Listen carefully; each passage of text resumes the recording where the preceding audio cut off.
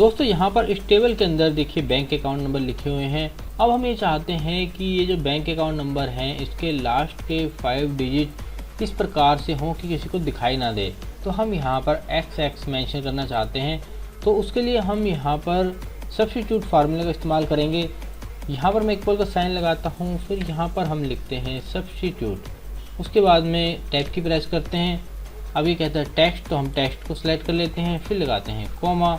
अब ये कहता है कि ओल्ड टेक्स्ट, तो हमें ओल्ड टेक्स्ट को न्यू चेंज करना है। तो हम पहले यहाँ पर इसको ओल्ड टेक्स्ट समझाने के लिए राइट फार्मूला का इस्तेमाल करेंगे। यहाँ पर लिखेंगे राइट और उसके बाद में टैब की प्रेस कर देंगे।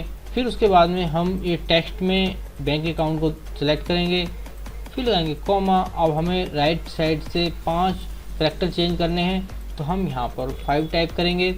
उसके बाद में ब्रैकेट को क्लोज करेंगे, यहाँ पर लगाएंगे कॉमा। अब ये कहता है न्यू टेक्स्ट, आप इसे क्या चेंज करना चाहते हैं, न्यू में क्या कन्वर्ट करना चाहते हैं। तो हम यहाँ पर डबल कोज में XX 5 बार टाइप करेंगे, फिर डबल कोज लगाएंगे, ब्रैकेट क्लोज करेंगे और एंटर प्रेस करेंगे। उसके बाद में इस कॉलम को ड्रैग करके नीचे तक ले आएंगे।